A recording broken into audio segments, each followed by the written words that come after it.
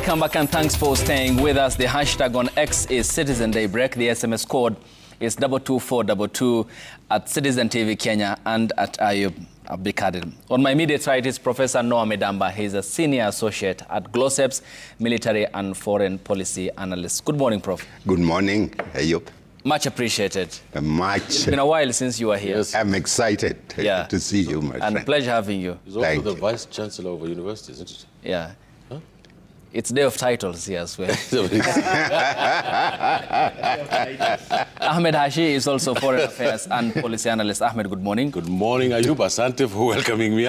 And Professor Peter Kagwanja is the Chief Executive Officer of Africa Policy Institute. Prof, good morning. Thank you, and thank you also for bringing Damba. I had the opportunity this morning to kill my cow.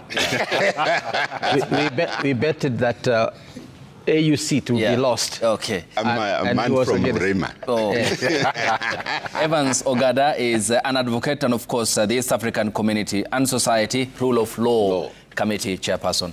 Good morning. Right. Good morning, sir. And thanks for making time for the broadcast. Asante sana, thank you. A lot to discuss, and gentlemen, looking at the elections in the region, what happened in Madagascar. But first, let's begin with what's affecting us and what's affecting Jumuiya. And first, coming to you, Evans. Yesterday, the High Court in Uganda ruled on the habeas corpus application to produce two Kenyans, Bob Njagi and Nicholas Oyo, to be produced, who are now missing for the past 14 days. Yes. Ideally, they are a representative, is it, of what lobby groups have called the deteriorating state of human rights in the region? Yes. Yeah. Well, the Oyo matter, the Njagi matter is unfortunate because ideally, if the Ugandan authorities had any issues with these Kenyan citizens, they should have been made to come back home rather than be held incommunicado. My worry with Uganda again is that we have been seeing an increasing pattern of court orders being ignored. So, whereas the habeas corpus orders have been released, if we go by recent history, I don't know if they will comply this time around, but it is our expectation that those court orders will be respected and these gentlemen will be produced, and whatever they are accused of doing or not doing will be made clear in court, and the processes will be followed. Yeah. Yes. Prof, your party leader yesterday had spoken about this matter and laid the responsibility at the doorstep of our president, who is the chairperson of the East African Community. But are you, as a researcher who has worked about this matter in the region, concerned about the state of democracy generally in Jumuiya?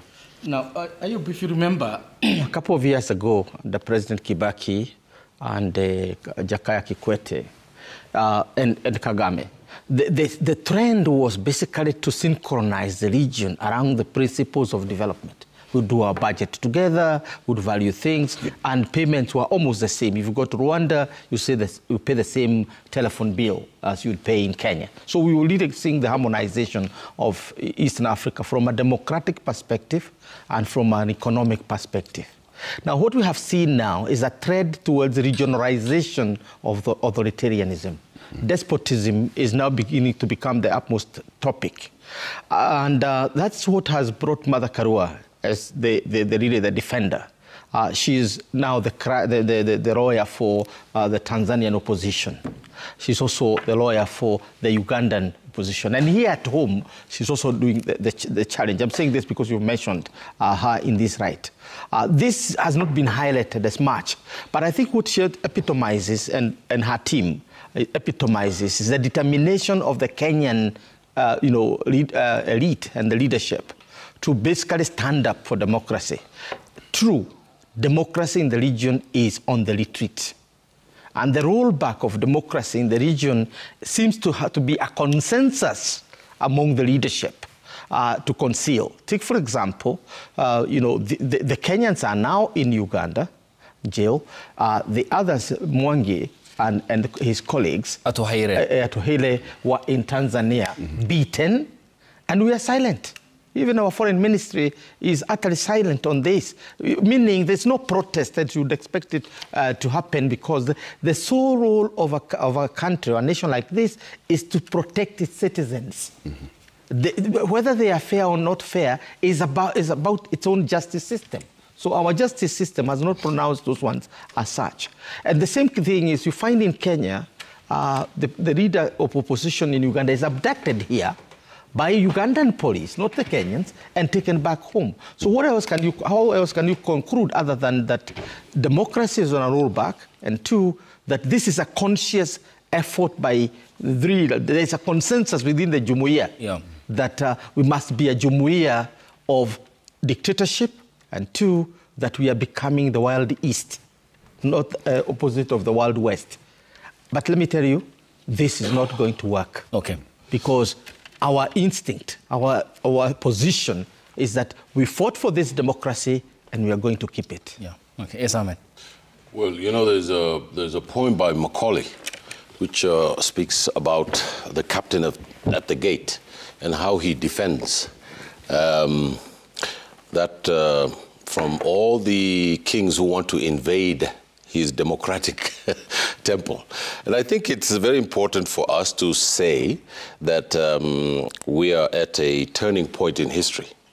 And the reason we're in a turning point in history is because the social relations or the sociology of our societies has transformed or morphed into something new, while the culture and the ideas of the past and the thinking of the past is reminiscent of the political leadership that we have. Mm-hmm. And these two social formations, one must go. There is no negotiation between the two. There is no dialogue between the two. There cannot be any consensus between the two, because it is a transformative moment in the political economy of our post-colonial states. Last time I was here, I said that there was going to be a revolution in Madagascar. It's on tape.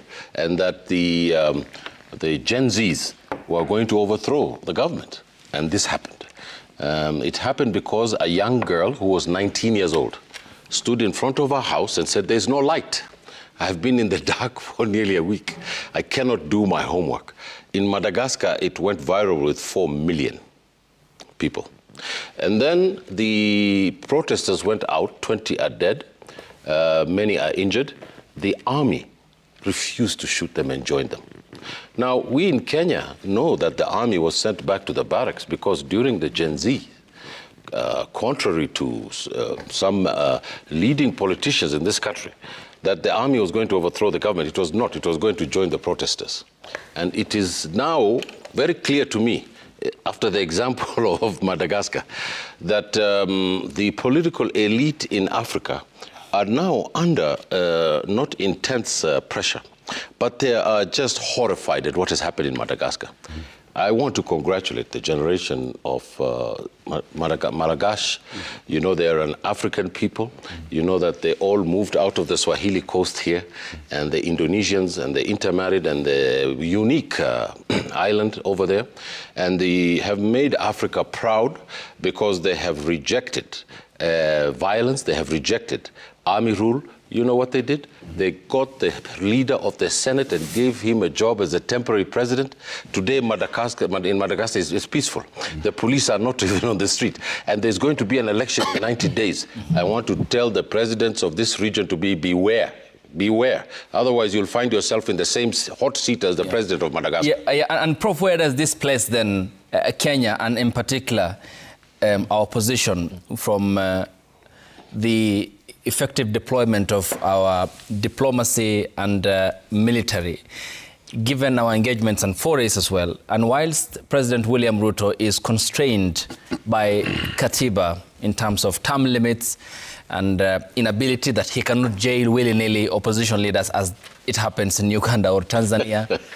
And so what does then this mean of the environment building around a democracy that seems to be in an island where the environment seems to be dictated by autocracy and authoritarianism? Before I answer that question, and I concur with what my colleagues here are saying. Let me expand a little bit, so we look at the broader picture. In 1969, Chairman Mao toured Africa. And when he went back, he said that Africa was ready for revolution. Chairman Mao was not telling us to carry arms and start killing each other. What he was saying is we have to change our mindset. We cannot govern like the British, like the French, like everybody else who control us. And we never understood what he was saying. There was a red book which was gathered and taken away. Peter, you remember? And that was sending us a message. But that's precisely what happened to China. It changed China because it changed the mindset. So Ayub, there are 8 issues that are interwoven here when we're looking. There is a serious economic factors which is taking place. To give you an example, the top data, there are about 10 top data. All China right now, $132.9 billion. Kenya, or 10 billion. Which country has defaulted? I think one of the countries has... Ethiopia. No, not Ethiopia. No. It's not Ethiopia. One of the countries has defaulted. And so the issue, we are locked in so that we cannot breathe with what is called China Belt Initiative.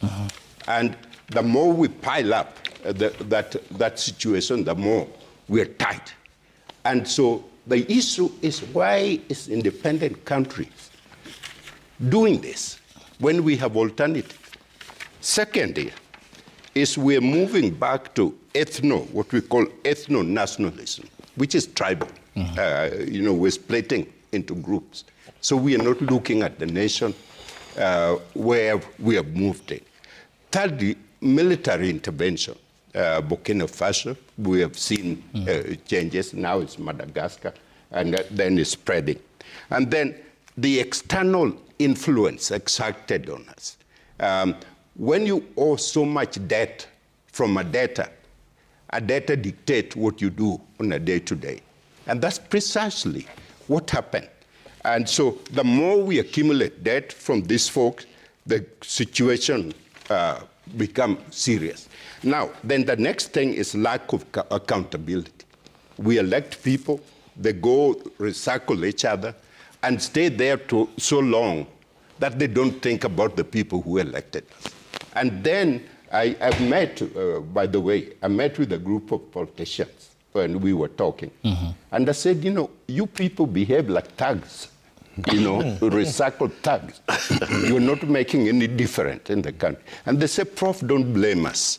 Blame the people who elect us. Oh, my God. Okay? Yeah. That's a message that everybody need to. So we have a democratic challenge here where we have information revolution, and which is a very nice thing to happen. These kids are going to open up Africa. They're going to challenge everyone in a way that has never happened before. So I quite agree. And then we have the judicial independence. Democracy needs judicial independence, like our friend here was talking Evans, about. But then we try to camouflage that, and so that this autocrat can stay forever and forever. It won't happen, because Africa will not let it happen. Okay. The East Africa community, like Nyerere dictated, need to converge together. We need a system that works. We need to come here and go to Rwanda through a system that makes sense, a common boundary, common currency, common transportation system. Correct. These are the time that we have to do this. There is no other question. And Evans, that common aspect needs to be a common denominator, is it, in terms of the shared values of liberalism, democracy, rule of law, and constitutionalism. Yes. In this case, then, how can that be practical. The Deputy President, Professor Kithure Kindiki, and a delegation of lawmakers from our National Assembly were in Uganda, apparently to give a support to President Yoweri Kaguta Museveni. That again places us at a point of, is it mixing up our roles as the leader in the region, and how then do we step over this very pertinent issue when we cannot speak authoritatively about our missing Kenyans, as it did happen in Tanzania with Boniface Mwangi, who was assaulted not only physically but also, as he complained, he was tortured. Well, the problem with the EAC Jumuiya is that it has been an elite arrangement so far, where you find the big boys and their sister there always sitting in the back and deciding on matters that affect the region without proper democratic credentials. What do I mean? When you sit in rooms and in halls and decide at summit level that we are going to admit this country without involving the citizens of East Africa, we have a problem. Yeah. Then we also have this, and Professor Kagwenje spoke to it, the regionalization of authoritarianism. We've seen instances of coordinated and sustained instances of extraordinary rendition.